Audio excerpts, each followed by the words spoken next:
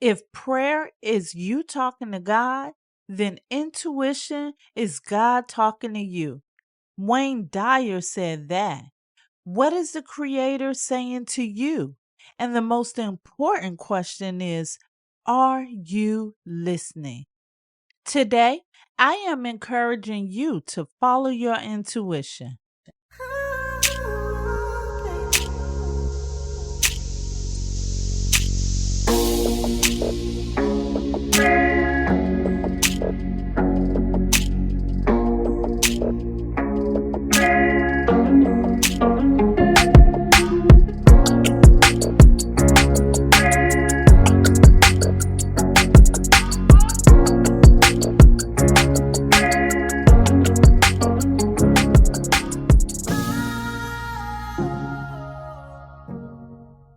Hello, hello, hello. You are listening to the Manifest on Purpose show. Welcome. I am your host, Kimbaley.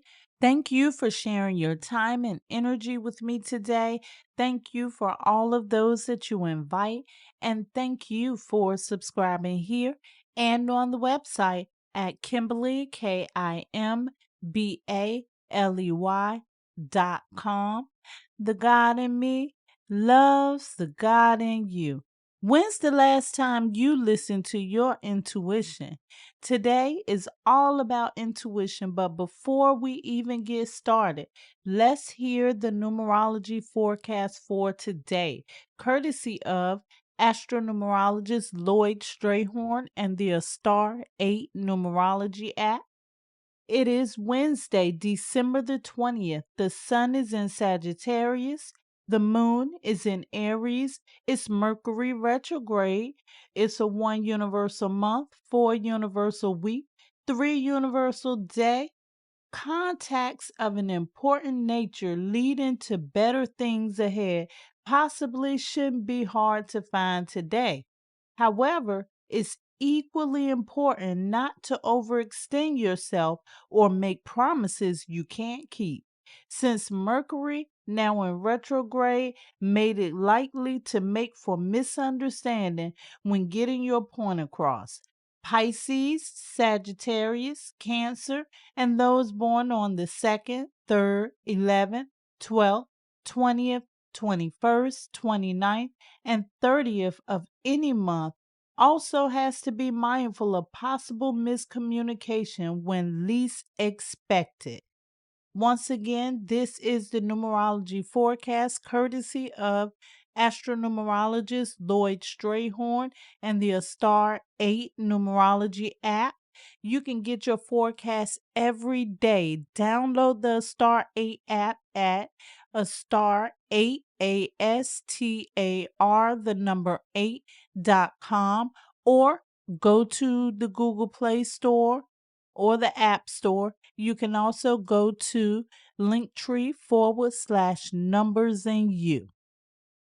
If you're interested in knowing what 2024 has in store for you, you can get your 2024 numerology report at Kimbaley, KIMBALEY.com. You can also get your personal report, a compatibility report, and a report for your business. Also, there's some new things going on. If you like the Manifest on Purpose show, you're going to love the Manifest on Purpose community. Now, there's an exclusive community for those of you who would like to support the Manifest on Purpose show. In the community, you will get exclusive conversations that you do not get here. And I'm just going to be honest with you. You'll probably get a little mix of everything. I'll be teaching some things. I will be breaking down books. All episodes are ad-free. And for those who join the community, they get a discount code for the products and services such as the numerology report on the website at Kimbaley.com. Thank you in advance for your support. Now let's get back to the show. Trips to the pharmacy are never fun for me, but there was one time that I managed to get a laugh out of it. I was standing waiting in this long pharmacy line. There were two of them, and it just so happened to be a man standing beside me waiting in the parallel line. The wait that day was horrible. I felt more sad for the guy that was beside me because he had a cane. He had to stand in line as long or if not longer than I did. So I know he was tired. But he made it to the front of the line before I did. And what happened next, I just could not believe it. He got to the counter and he showed them at the counter the message that he received stating that his medication was ready. But the clerk told him that his medication was not ready and they did not know when it would be ready. And that's when the man got angry. He went back and forth with the clerk until he decided to turn around and leave. When he turned around and left, he raised his cane in the air and he said, "My intuition told me not to come here today." All I could do was just start laughing. It was so funny to me because at some point in our lives, I think we all say that. It happens to the best of us. How many times have you ever had a thought about doing something, decided not to, but later realized that you really should have listened to what you heard? But like the guy in the pharmacy, by that point, it was just too late. To bring it a little bit closer to home, there was a time when I created this class. It was a mindset class. I wanted the project to be just right, that perfectionism. And after a while, when it didn't get to where I thought it should be, I just kind of laid it on the side for a while. Then, after about a year, I was scrolling online and I found that someone else had also created a class with the same name and was doing pretty well with it. My initial thoughts on that is that I should have acted when I got the insight instead of waiting around. So when I discovered her course online, my intuition told me is the first thought that popped in my head. In the quote that I referenced earlier, Wayne Dyer indicated that prayer is you talking to God. I still believe that there are a lot of people today who still pray. There's nothing wrong with it. When you pray, you are talking to the Creator. But one of the main reasons for us talking is to get information. And in order to get information from the Creator, you have to be listening. And in that quote, Wayne Dyer says, intuition is God talking to you. So if God or the Creator is talking to you, you should be listening.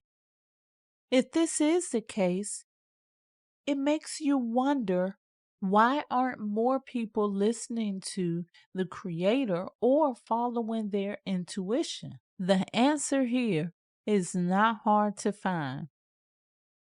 In the Bible, it references the voice of God as the still small voice. It's a whisper. There's a scripture that says, "Love is patient, love is kind." And in that description of love, it says nothing about being loud. Your intuition is something subtle, something that you have to be paying attention to hear it. That requires your awareness.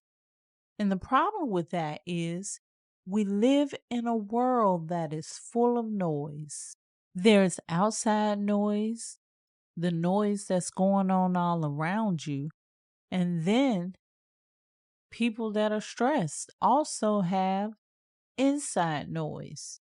So a lot of times these outer noises can disturb your signal with the Creator.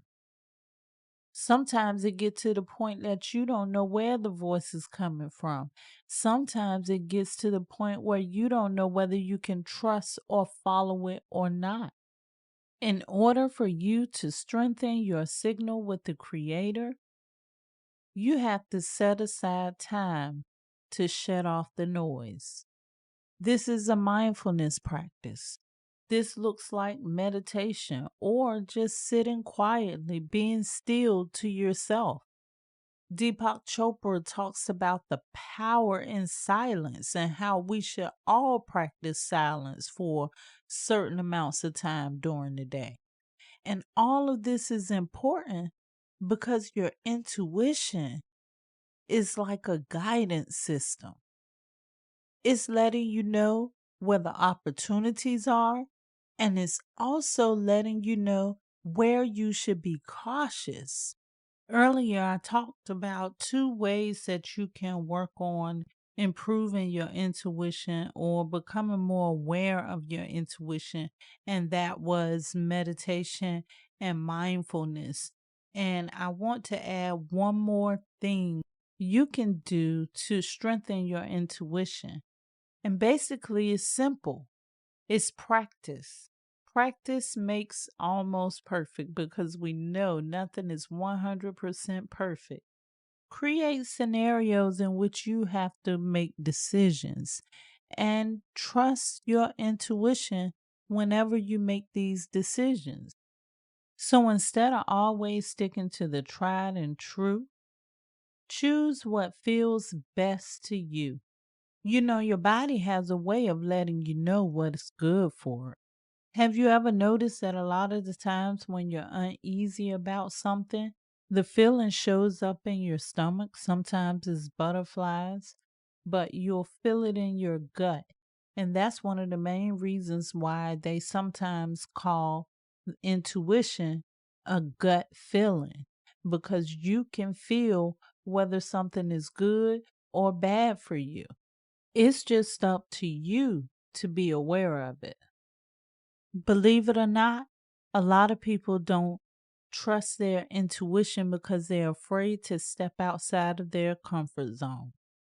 Once you begin to feel safe in the space that you're in and the things that you do, such as your daily routine, it's kind of hard to get you to change until you decide that you're ready to change. So when you get this information coming in that sounds different from what you're already doing, it brings about fear sometimes. Just like the man in the store that willingly admitted that his intuition told him not to go. But out of routine, out of habit, he went anyway. Just like in my situation with the class, it was something different. It was a change. So I did not step outside of the box. I did not listen to that intuition. That's where understanding comes in. It's important to understand that the things that come to you through intuition is not going to be like the things that you're used to. I mean, think about it and be real about it. Why would the Creator have a conversation with you telling you to do something that you're already doing? When this information comes through, it's suggesting to you to make some type of pivot. And this pivot is designed to help you. And it is also designed to keep you safe. Communication works both ways. There has to be a sender of a message, and there has to be a receiver of the message. Are you receiving the messages that the Creator is sending you? Begin to listen to the still small voice. Begin to follow your intuition. If prayer is you talking to God, intuition is God talking to you. Wayne Dyer. I love you to life. This is how you manifest on purpose.